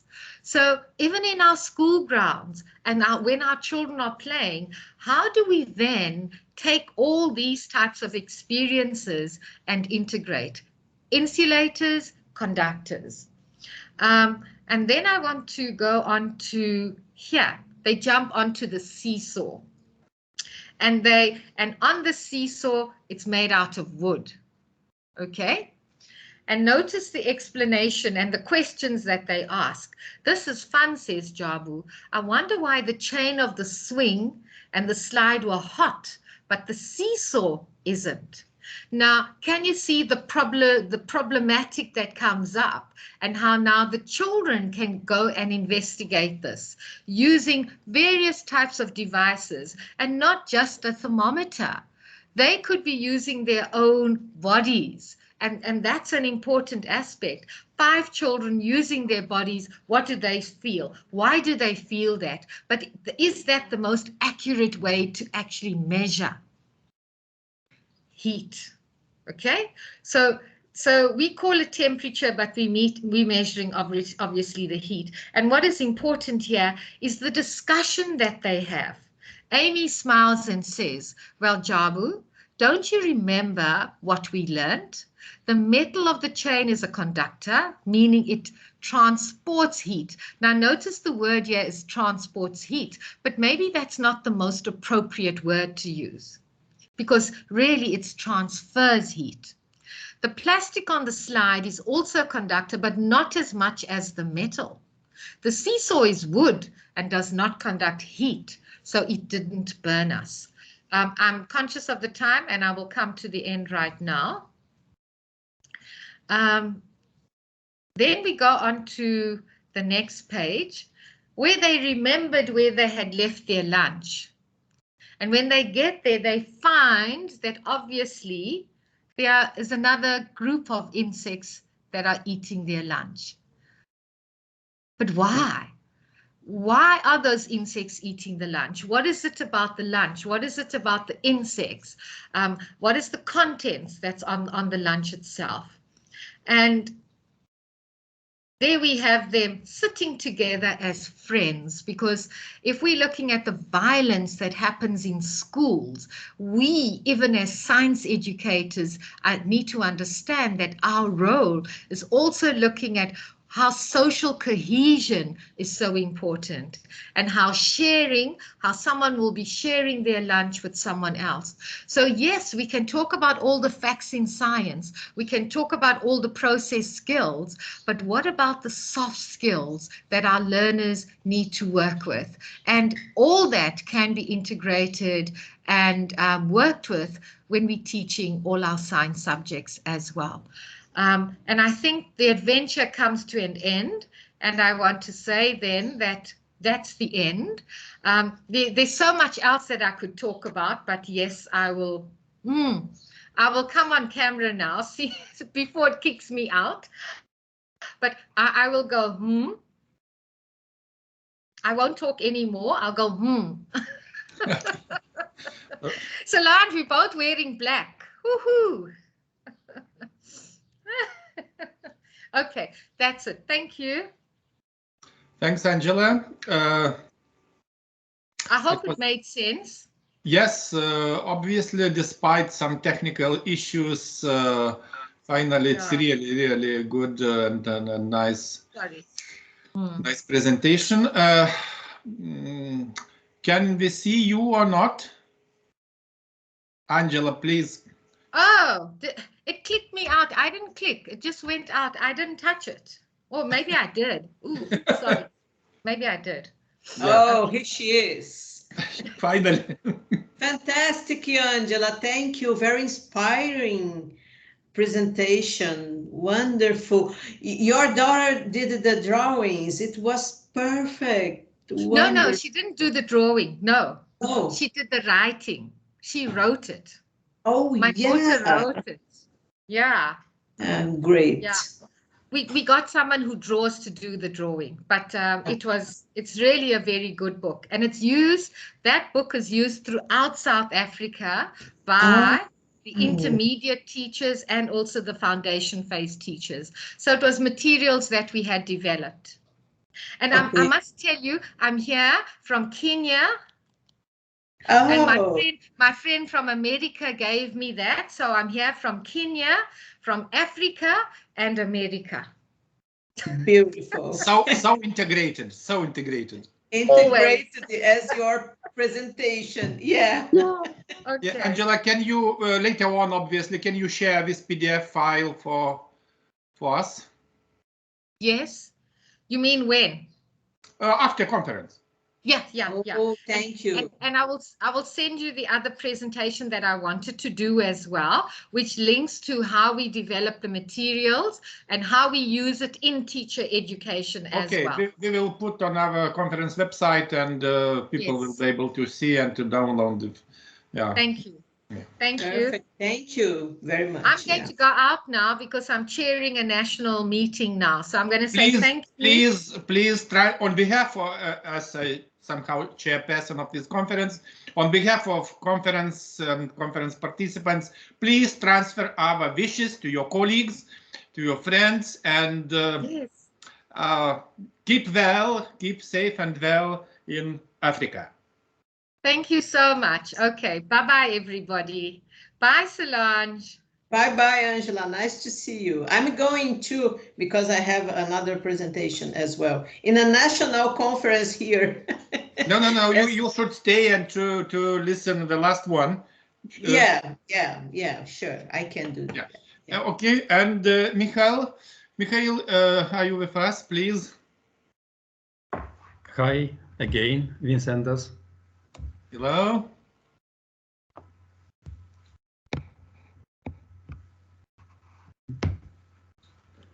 So first, let me share my screen.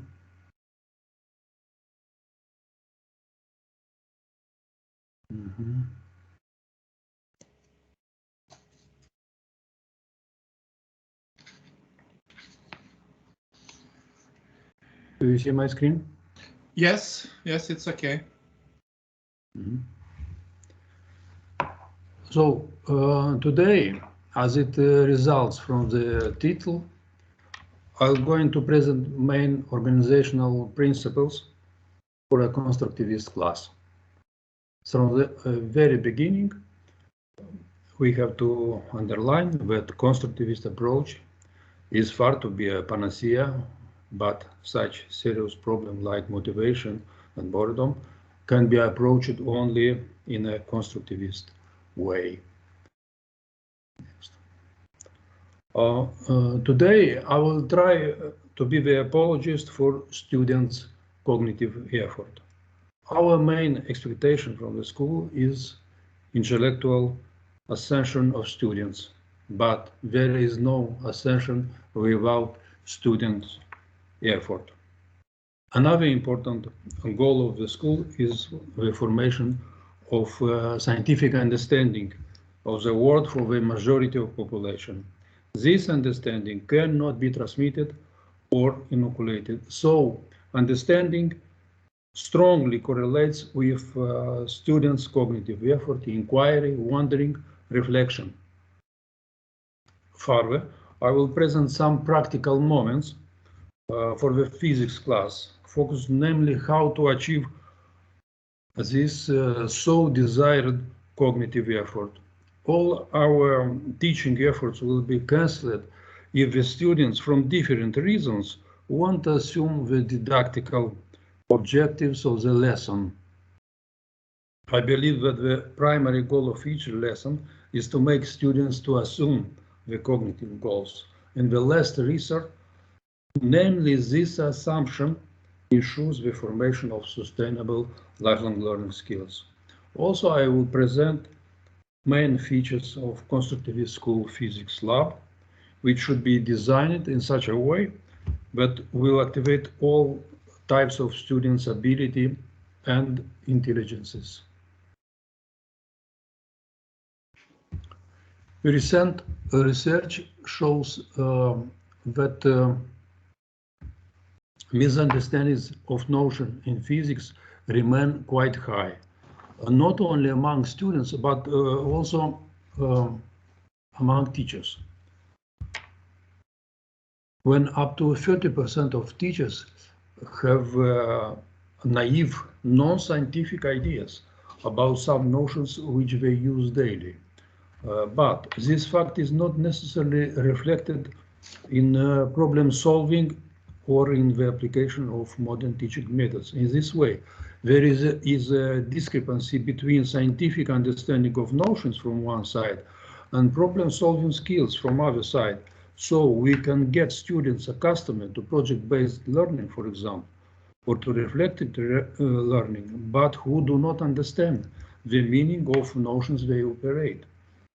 This happens when the wrong emphasis is placed on constructivist active learning approaches, because conceptual understanding does not necessarily appear as a result of solving many simple problems or carrying out laboratory work according to instructions.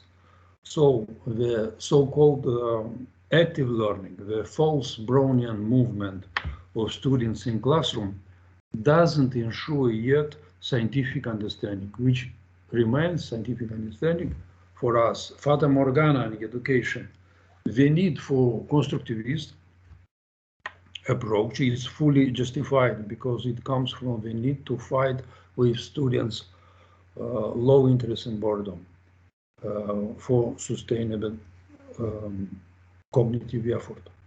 This makes us to replace conventional teaching, which, by the way, has formed absolutely all illustrious physicists and us also, with a series of modern methods in which the student reconstructs existing knowledge and builds his own vision, scientific or less scientific, on the world. The good part here is the student personal learning effort, which ultimately leads to the formation of sustainable lifelong learning skills. The school goal in the age of technological and the informational boom. If you are able to organize the lesson in constructivist style and put the student in his area of proximal development, the academic success along with scientific understanding will be ensured. Now, let's get closer to the main issue of this presentation. The basic idea, there is no understanding without reflection. Reflection, in its turn, can be encouraged by creating in classroom the condition for conversation, discussion, analysis, debates, etc. So we can say that any physics lesson, at the any physics lesson, the chain conversation, reflection, analysis must be present. Easy to say, but hard to implement, because it requires experienced teachers accustomed very well with the technique of scaffolding, when the teacher only guides the teamwork of his students in the frame of their research project. Here we have basic principles of constructivist didactics, which should be taken into account when planning a project. First of all, allow enough time and create opportunities for students to manifest their own thinking. For this aim, we do not begin the lesson with the issuance of undeniable truths. Second, namely the students are those who formulate the problem, and the solution comes as a result of teacher-guided debates among students. These students should verbalize the notion, the problems, the quantities, and possible relations between them. In order to get all students involved, the classroom has to meet few simple requirements: digital teaching equipment, laboratory equipment enough for all students, and favorable psychological climate. All this focuses on how to achieve better the cognitive effort of each student. Third, in order to build correct ideas, the teacher already should know a priori conception of his students. it is far to be a given fact that after the lesson, the student will simply assume teacher's conception. Fourth, in addition to content knowledge, the teacher must have pedagogical knowledge and an arsenal of teaching methods and techniques suitable for different situations, all of them aimed at awakening and forming the interests of students. And the fifth moment is related to evaluation. In conclusion, for evaluation, when evaluating students' work, if we know that the student has made an effort, we should avoid such marks as wrong, insufficient, etc. So these simple principles can be used in any constructivist approach. The only requirement, it is important that students have to be accustomed to these principles because the sporadic facade application of modern methods confuses students, having a negative impact on their academic success and conceptual understanding. So it is about the main requirement, permanent application.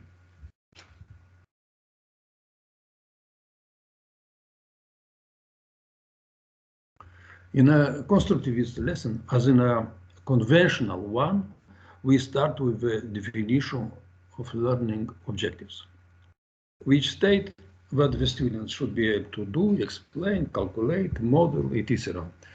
The pedagogical mastery consists namely in transferring these objectives to the students, as learning is their duty and responsibility. In this sense, the concept of student-centered education, in my opinion, hides actually the solitary effort of the teacher, which is not accompanied by the student's learning effort. Now, let's briefly characterize several constructivist approaches. For example, first, inquiry-based science education, which is recommended for beginning teachers. IBSE is a well-known method how to organize the teacher-student interaction and how to manage the research action of the students in the frame of an IBSE lesson. Was elaborated very well within FIPE7 well-known European project Fibonacci, in order to make students learn and understand as many notions as possible during a lesson. It is advisable to use peer instruction technique developed by Professor Eric Mazur. Second, problem-based learning, known as PBL. Here an authentic, open-ended issue is debated. The teacher must have experience in organizing cooperative learning. From all methods presented here, PBL is the most valuable because as a format, it is already integrated into the curriculum. It forms students with sustainable lifelong learning skills. Third, the student's scientific understanding of the world is the result of their personal cognitive effort. The fourth moment, also it prepares students for cooperation and scientific work within a team, but PBL requires experienced teachers. Third, project-based learning is similar to problem-based learning. Here, students also work in team, but it is the individual responsibility of each team member for the whole project. It means that learning objectives are mandatory for all students. The project relates with the concept of big scientific ideas developed by Wayne Harlan. In this case of project-based learning, we should restructure the curriculum into such ideas, big scientific ideas, so that the project corresponds to one big scientific idea. For example, for the 6th grade physics course, we'll have about 10, 11 scientific ideas or research projects. At the end of the project, students should understand the physical meaning of up to 3-4 new notions. Learning through case studies. It is less common in physics lesson because it requires a lot of time for teacher to prepare necessary information, but it can be applied in the 11th, 12th grade in high school when students are able to understand the problem in a global context. For example, in the 12th grade, the study of external photoelectric effect can be done in the context of renewable or energy, or in the context of the analysis of photoelectric emission applications. And last, just-in-time learning or just-in-time teaching. It corresponds to online teaching because it allows to distribute a task and the evaluation of individual responses of students. This method is practically an online translation of frontal teaching when students have to keep up with the lesson and their daily task. It is not difficult and rigid as it seems, but it requires flexibility and experience from the teacher to adjust the delivery of the course according to the students' answers. I have to emphasize that all these methods presented here are learning ones, not teaching. This doesn't mean that the teacher doesn't remain the central figure in class, but responsibility in class is strictly shared between teacher and student. The learning objectives are not optional, and the learning effort should be mandatory, because without effort, again, there is no action. In this sense, it is no coincidence that ludic education, for example, has a smaller impact factor on students' academic success than conventional teaching or frontal teaching, according to the results of the theory of visible teaching and learning developed by Australian pedagogue John Hattie. Even constructivist learning methods are different. They have some common features.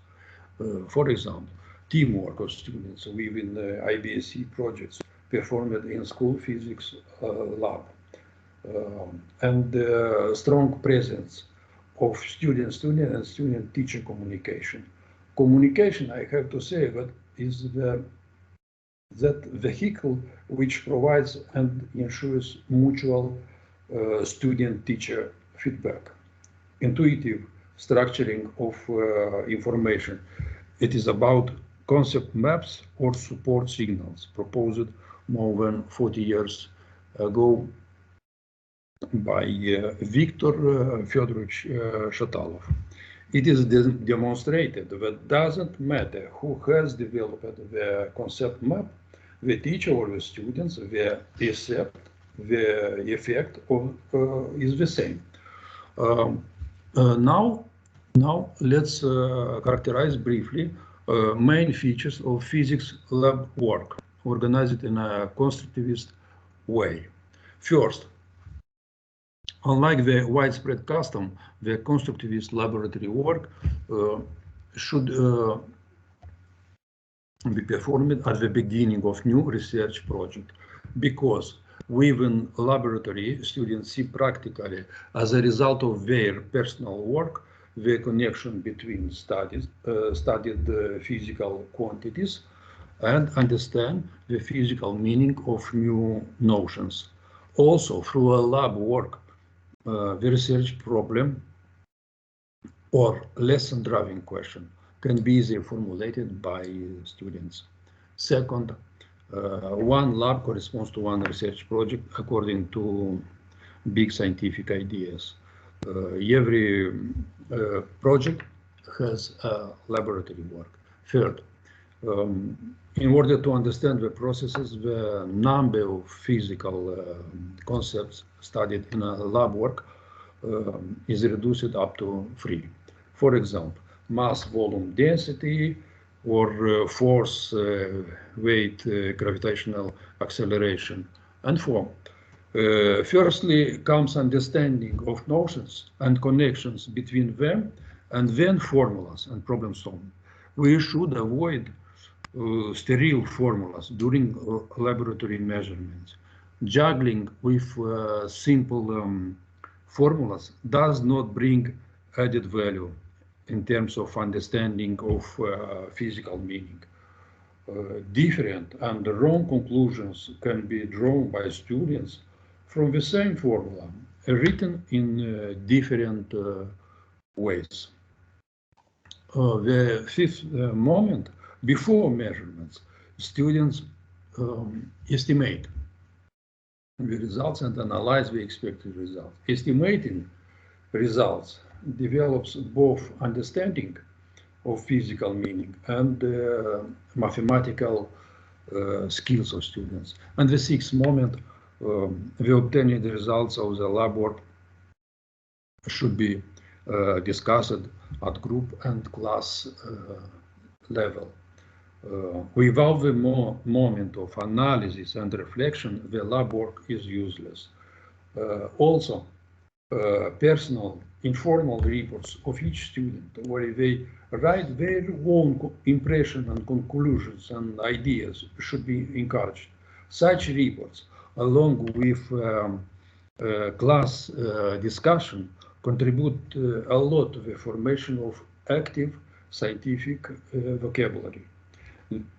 I think that the issue of scientific vocabulary of students should be paid much more attention. It is an area for some promising transdisciplinary studies. And finally, lab work ends with home task, which should be a small challenge, accessible to all students and not time-consuming. In such a way, we will keep the interest and motivate students for next class. In this way, a successfully organized constructivist physics lab work will access a series of intelligence, none of them being superior to the others.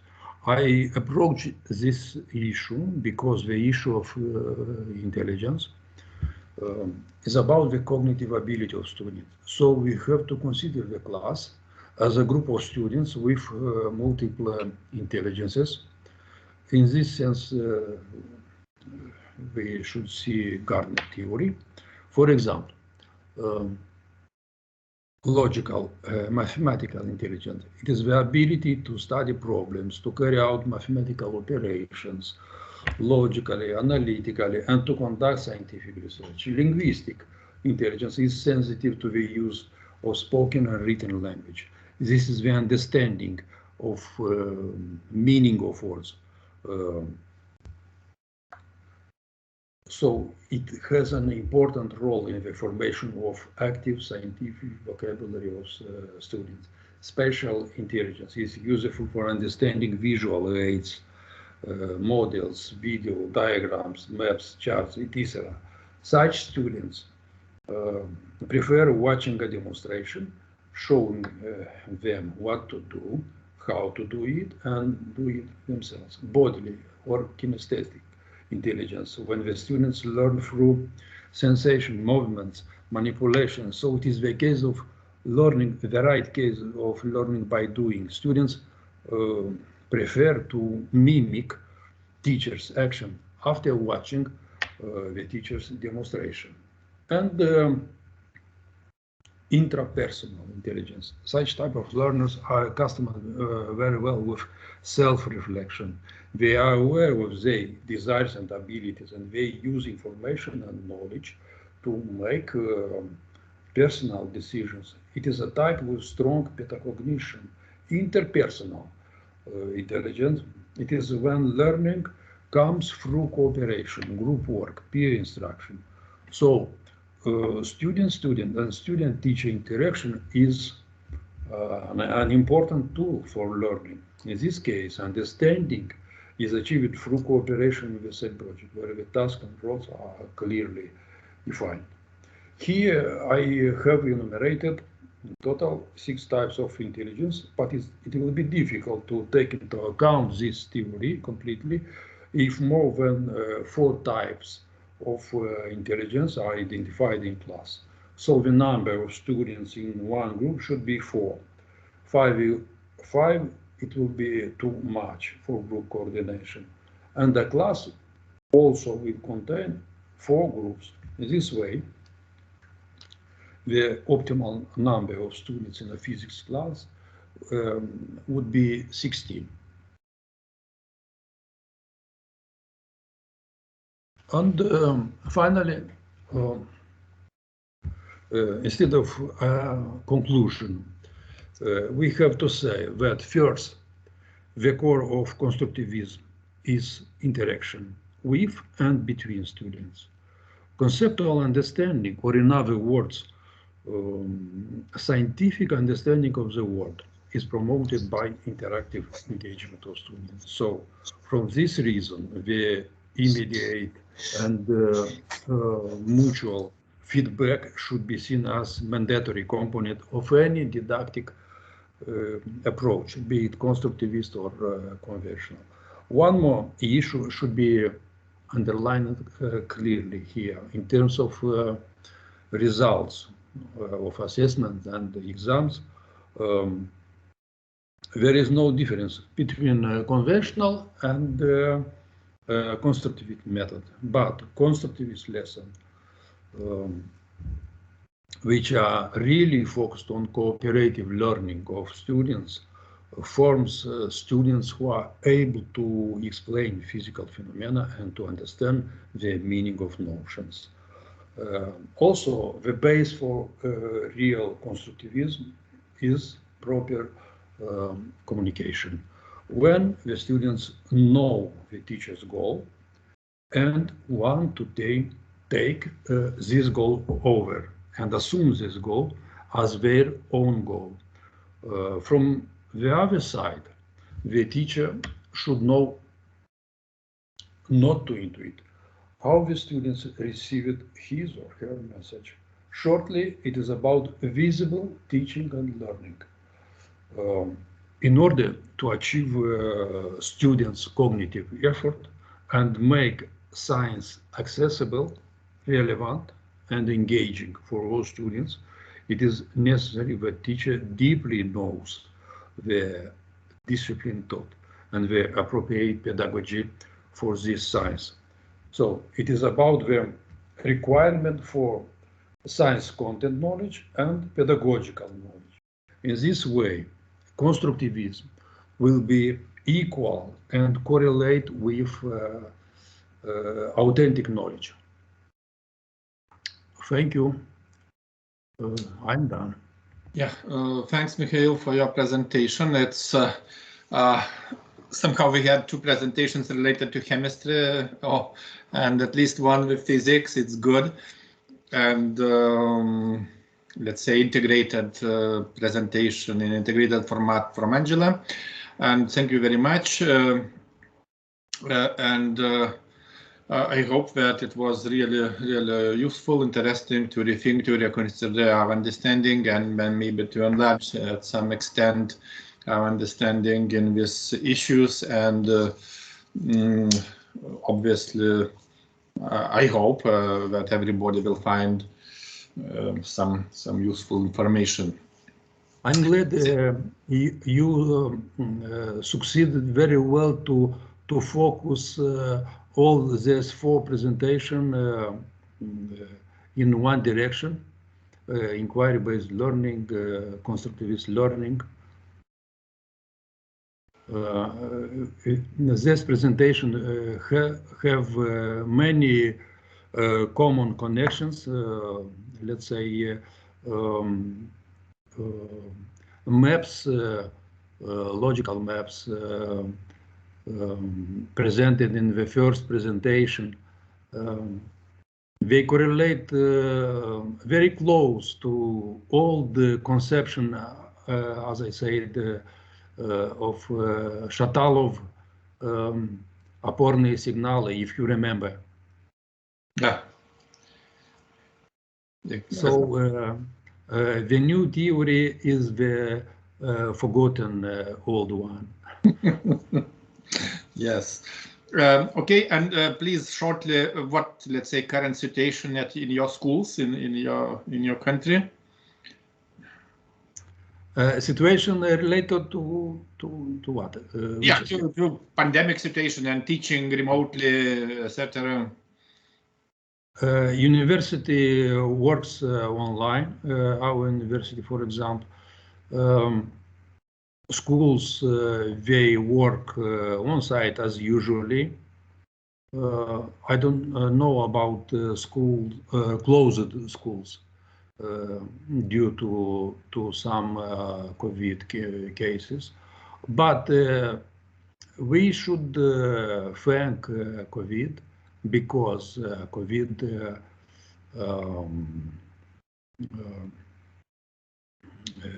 gave us an impulse for strong digitalization of schools. So after the COVID, our schools are very well equipped with digital teaching tools. So it is a good.